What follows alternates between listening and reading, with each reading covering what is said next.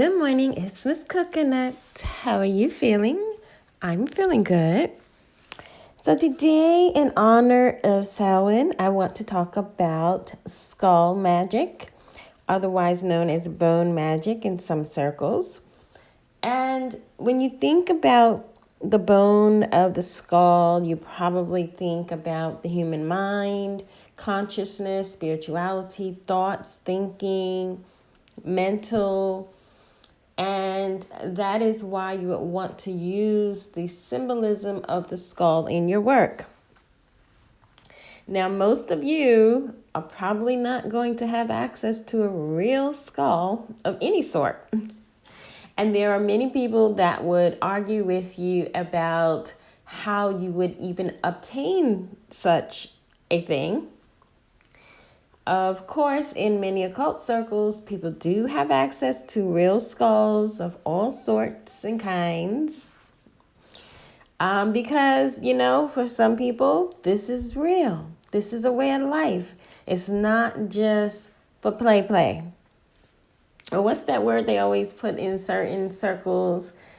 Curio. So your skull, of course, is like almost skull and bones are almost all that's left of you once you die. And it represents your DNA and your mortality or immortality even. Many cultures across the world, many civilizations, ancient and current, all have used the symbolism of the skull and bones to represent spiritual power. Okay, and for a large portion of our history as humans, people have used bones for necromancy. They've used bones in cannibalism. They've used bones to contact the dead, whether it was for divination purposes or to control the spirit of the deceased. Okay, or to embody the spirit of the deceased. That's why you would use the skull in your work. Now, again, like I said, most of us don't have access. I've been around people that have access to real things. And I can tell you it's very powerful. Of course you can imagine, I would not be looking for these type of things on the internet. But there are places that you can go, I'm sure of it, that you can obtain things like this. So I don't want anybody to jump on here talking about PETA or rights and all that stuff. I'm just giving the information. I'm sure we all can imagine how most people that really do work with real items, how they get them, okay? But the skull is the source of the creation. And that's why you see that symbolism in a lot of occult circles, because it represents your connection to the Godhead, okay? It's like a holding vessel. So it's for spirit work, it's for summoning, it's for ancestral work, it's for divination, and it's for mind control. Because a large part of this deals with mind control, right? A lot of it deals with persuading people, manipulating people's minds, manipulating the thoughts, planting the thoughts in someone that you wish them to do, or how to think or feel or react. Most times with this kind of work, it takes concentrated effort on your part, okay? And I think that's why this probably isn't as popular as some other type of candle work.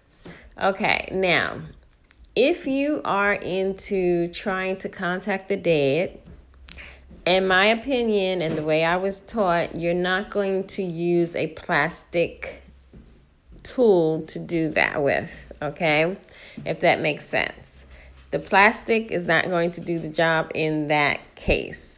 This is in my opinion. This is the way I was taught, because I was taught by someone that was very deeply involved in the occult world. And that's all I'm going to say about that. But when it comes to manipulating energy of people, if you want to use this as a symbol, that's a good thing to do. If there's someone in mind, so you have someone in mind, say you want to persuade your boss, which I always tell y'all, I always recommend this. You always want to put your job under your subjection. So what you would do is you would get some tape, wrap it around your hand, go in your boss's office, supervisor's office, whoever's office. You could do this with anybody, but we're talking about money. So this is why I'm talking about your job and your boss. And you're going to take the tape and run it around the chairs and table of your boss so that you have his or her personal concerns, which would be their hair and their DNA, the follicles, the skin, from their fingers and things like that. And you're going to take a skull candle. So you can find these candles online or any local botanica. And you're going to take the skull candle and you're going to dig out a hole in the bottom. Dig out a hole in the bottom and you're going to put the personal concerns inside that hole. Okay? And you can use any commanding herbs and oils that you like, any kind of money oils and herbs that you like. Y'all know I like 5-finger grass and things like that will persuade people to give me money. Do your research as to which oils and herbs you would want to use for this purpose. Because again, we're trying to manipulate someone's mental. And then you're going to carve their name on the forehead of the skull. Carve their name. And as you're doing this, you're being very attentive and studious and concentrated. Because you, in essence, are trying to tap into this person's psyche telepathically by the use of the skull candle. Okay, I recommend doing this at night. And you're going to talk to the skull as if it's the person. So it takes a lot of concentrated imagination. So you're going to talk to your boss and call this skull by the name as if they're standing actually in front of you. And then you're going to light this. You can do this over a series of days, or nights rather, if you have the time. I like work like that because I feel like it really gets you in the mode that you need to be in to have a successful spell work. So I like doing mind manipulation spells at night, closer to midnight if you can.